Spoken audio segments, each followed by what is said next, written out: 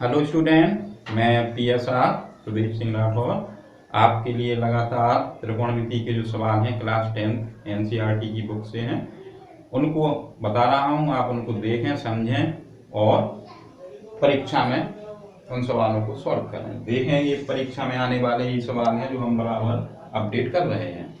तो इसमें एक 10वां सवाल है, 5 मई का 10वां और प्रश्नावली 8.4 त्रिकोणमिति क्लास 10। तो इसमें 3 पक्ष दिए इस सवाल में। तो एक पक्ष दिया है कि 1 + tan square upon 1 + cot square और बराबर में मिडिल साइड का जो पक्ष है 1 - tan a upon 1 - cot a और पूरे का स्क्वायर लगा है और बराबर में tan स्क्वायर है। तो मतलब है कि इसका मान भी हम tan स्क्वायर a सिद्ध कर सकते हैं, इसका भी tan स्क्वायर a। अगर इसका मान tan स्क्वायर a आता है, इसका आता है tan स्क्वायर, तो तीनों पक्ष आपस में बराबर हो जाते हैं। तो देख लें, इसको हम लेफ्ट हैंड साइड लेके इसको सॉल्व कर रहे हैं। पहले हम लेफ्ट हैंड साइड लिख लें। तो इसमें दिया है, कोष्टक की कोई वैसे जरूरत है नहीं है, केवल कभी कभी सवालों में ऐसे ही कोष्टक लगा दिए जाएंगे, लेकिन इसमें कोई जरूरत नहीं है। 1 + tan square a 1 + cot square a। चूंकि इसमें पूरी कोष्टक के बाद 2 की घात लगी हुई है, इसलिए इसमें आवश्यक है। इसमें ना भी लगा होता तो कोई समस्या नहीं है। तो हम इसको बिना ही कोष्टक के लिख लिया है। अब हमें यहाँ सरसंख्याओं से मान भरना है।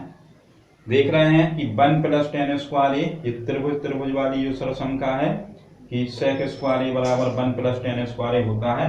तो हमें यहाँ पे 1 + tan स्क्वायर a की जगह पे sec स्क्वायर a रख देंगे, सेकंड सरसंख्या जो है। और 1 + cot स्क्वायर a, ये गोले में जो वृत्त में सरसंख्या बनी हुई है, तो cosec स्क्वायर a बराबर 1 + cot स्क्वायर a होता है। तो इसका भी हम मान यहाँ पे cosec स्क्वायर a लिख दे रहे हैं। हमने ये दोनों मान भर लिए हैं, इनको अभी हम आगे और सॉल्व कर सकते हैं।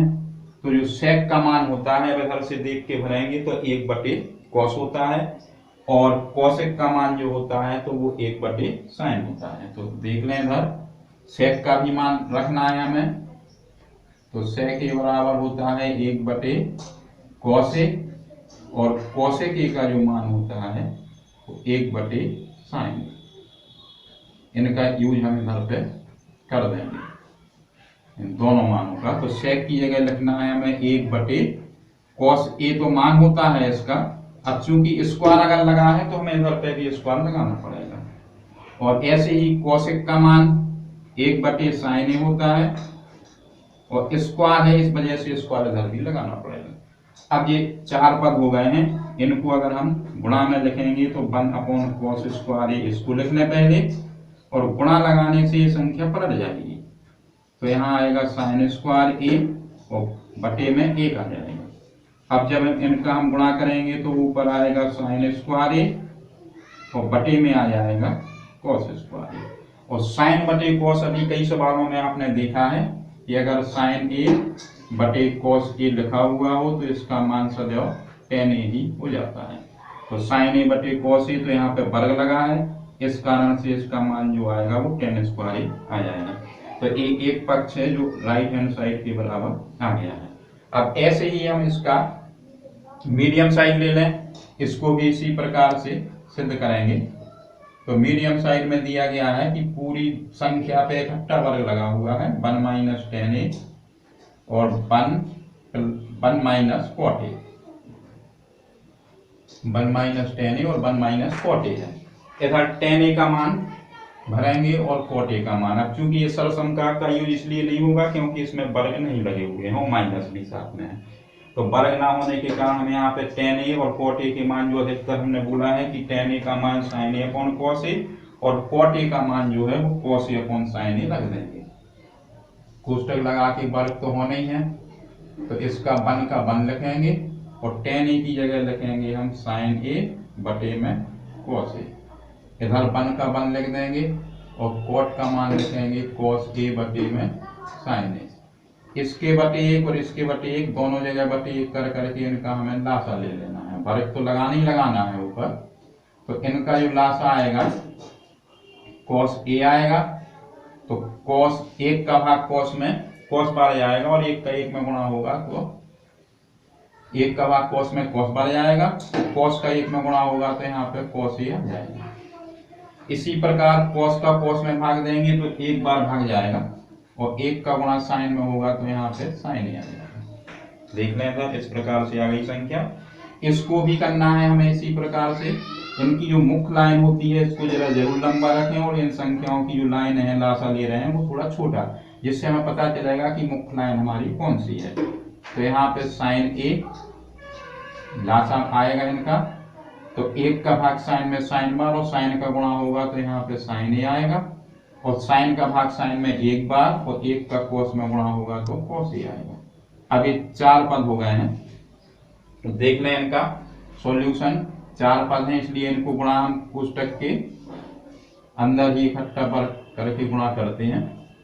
पहले ऊपर की संख्या लिखेंगे और इस संख्या को हम पलट देंगे, तो ये cos a minus sin a है, और बटे में cos a आएगी, और इधर पे ये sin a ऊपर हो जाएगा, पलट जाएगा, और sin a minus cos a नीचे आएगा। देख लो बिल्कुल, cos a sin minus sin a बटे cos a लिखा हमने, ये पूरा ऊपर का पक्ष है और ये नीचे वाला भाग है। दोनों भागों को हमने लिख लिया है, लेकिन ये भाग जो है वो अभी कट नहीं रहे हैं। इनको काटने के लिए क्या करना होगा, इसमें से हम माइनस कॉमन ले लेंगे तो ये दोनों भाग कट जाएंगे।